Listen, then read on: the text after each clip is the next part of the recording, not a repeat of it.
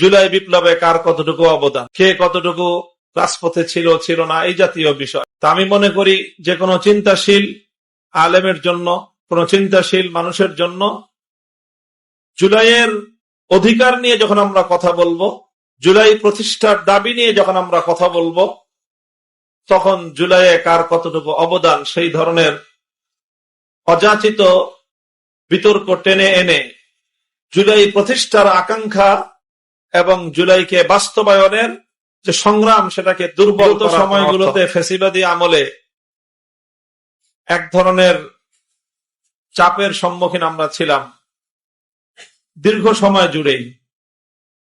বিশেষ করে 2021 সাল থেকে 24-এর একেবারে জুলাই বিপ্লবের চূড়ান্ত সময় পর্যন্ত সরাসরি যে আক্রমণ এবং যেই চাপ আমাদের উপর ছিল, সেটা এক ধরনের চাপ ছিল। এরপরে 24-এর জুলাই বিপ্লব পরবর্তী নতুন বাংলাদেশের যে যাত্রা, এই যাত্রায় এসে বিশেষ করে বিগত নির্বাচনকে কেন্দ্র করে যে রাজনীতির মেরুকরণ তৈরি হয়েছে, সেই সময়টা থেকে আরেক ধরনের চাপ আমাদের উপর অব্যাহতভাবে প্রয়োগ করা হচ্ছে এবং দিন যাচ্ছে রাত গড়াচ্ছে, এই চাপের মাত্রা আরো বৃদ্ধি পাচ্ছে এবং এমন এমন মহল থেকে এই চাপ আমাদের উপর বৃদ্ধি পাচ্ছে যে তাদের সামনে আমরা স্বাভাবিকভাবে আমাদের ঐতিহ্যগতভাবে আদবের লক্ষ্য রাখতে হয়। বেয়াদবি করা আমাদের পক্ষে সম্ভব হয় না। এজন্য মুখের উপর আমরা অনেক সময় আমাদের কঠোর কথা আমরা উচ্চারণ করতে পারি না। তো সেই জন্য আমরা লিখিতভাবে তাদের সামনে আমাদের অবস্থান পরিষ্কার করে ব্যক্ত করে দিচ্ছি যে মেহেরবানি করে এই জায়গাটায় আমাদেরকে চাপাচাপি করার চেষ্টা করবেন না। বেশি চাপাচাপি করলে বিস্ফোরণ ঘটবে এবং আমরা কোনোভাবেই কোনো কিছুর মূল্যেই জুলাইয়ের মধ্যে যে আমাদের অংশীদারিত্ব, জুলাইয়ের উপর আমাদের যে অধিকার, সেই অধিকারের পথ থেকে আমরা একচুল পরিমাণ বিচ্যুত হব না। এবং আলহামদুলিল্লাহ বাংলাদেশের আমাদের অঙ্গনের, বিশেষ করে যদি আমরা জাতীয় রাজনীতি করি, দেশের সকল শ্রেণী পেশার, সব ধর্মের, সব বর্ণের সকল নাগরিকদের অধিকার আদায়ের সংগ্রাম করাই আমাদের রাজনীতি। কিন্তু এরপরেও এ কথা তো অনস্বীকার্য যে আমরা আলেম সমাজ এবং বিশেষ করে কওমি আলেম সমাজের, কওমি অঙ্গনের একটা ব্যাপক অংশগ্রহণ আমাদের রাজনীতির সাথে এবং আমাদের চিন্তা ভাবনার সাথে সম্পৃক্ত আছে। সেই অর্থে একটা বিপুল কওমি জনগোষ্ঠীর মুখপাত্রের জায়গা থেকে আমরা কাজ করছি। তো সেই জায়গা থেকে আমি বলছি যে জুলাই বিপ্লবের উপর এই কওমি আলেম সমাজের ভূমিকা, তাদের যে অবদান এবং তাদের যে আকাঙ্ক্ষা এবং প্রত্যাশা, সেটা আমাদের অঙ্গনের কিছু কিছু মানুষের কিছু কিছু কর্মকাণ্ডের কারণে আমাদের অধিকার এবং আমাদের মালিকানা এবং আমাদের সত্ত্ব যে দুর্বল হয়ে যায়, দুর্বল করে দেওয়া হচ্ছে,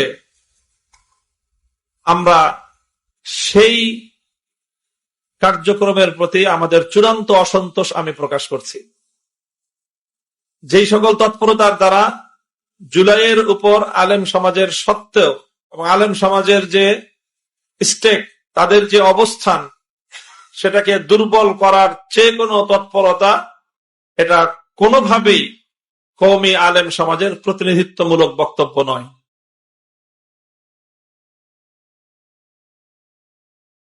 যাই হোক, এই জুলাই বিপ্লব কেন আমাদের লড়াই, এই কথাগুলো যখন আমরা বলি, তো অনেক স্থূল চিন্তার মানুষ প্রশ্ন উঠায় যে জুলাই বিপ্লবে কার কতটুকু অবদান, কে কতটুকু রাজপথে ছিল ছিল না, এই জাতীয় বিষয়। তা আমি মনে করি যে কোনো চিন্তাশীল আলেমের জন্য, কোন চিন্তাশীল মানুষের জন্য জুলাইয়ের অধিকার নিয়ে যখন আমরা কথা বলবো, জুলাই প্রতিষ্ঠার দাবি নিয়ে যখন আমরা কথা বলবো, তখন জুলাইয়ে কার কতটুকু অবদান সেই ধরনের অযাচিত বিতর্ক টেনে এনে জুলাই প্রতিষ্ঠার আকাঙ্ক্ষা এবং জুলাইকে বাস্তবায়নের যে সংগ্রাম, সেটাকে দুর্বল করার কোনো অর্থ হয় না।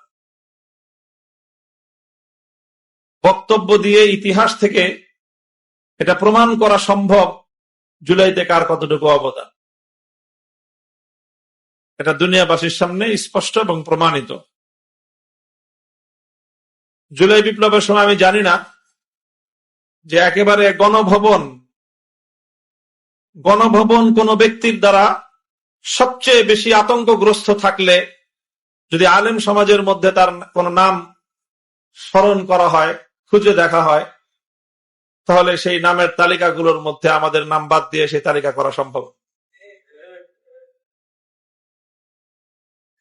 কাজেই এরকম প্রশ্ন, এরকম কথাবার্তা আলোচনা করে আমাদের সম্মিলিত যে অবস্থান জুলাই বিপ্লবের উপর, আমাদের সম্মিলিত অবস্থান, আমাদের সকলের সম্মিলিত যে অবদানগুলো, আমরা যদি নিজেরা এই অবাঞ্ছিত বিতর্কে লিপ্ত হই, তাহলে আমাদের সম্মিলিত ভূমিকাটা দুর্বল হয়ে যাবে।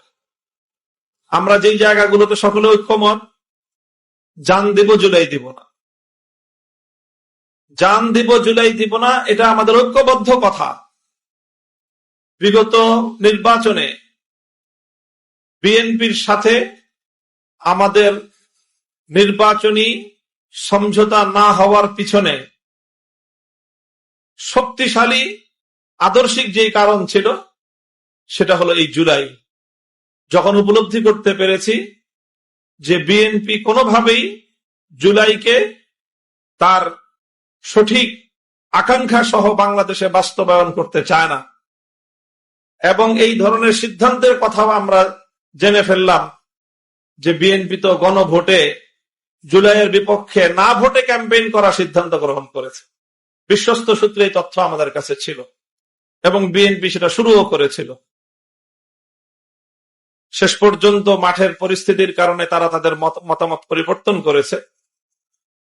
কিন্তু যখনই জুলাই গণভোটের বিপক্ষে বিএনপির অবস্থান ছিল, তখন ঐতিহ্যগতভাবে নানা সমীকরণে বিএনপির সাথে আমাদের রাজনৈতিক সখ্যতার সবচেয়ে বেশি আমাদের জন্য সুবিধাজনক হওয়া সত্ত্বেও আমি এবং আমরা সেই পথ সচেতনভাবে আমরা সেই পথ থেকে সরে এসেছি যে আমরা তারেক জিয়ার সাথে মুখ কালাকালি করতে পারবো, কিন্তু জুলাইয়ের রক্তের সঙ্গে গাদ্দারি করতে পারবো।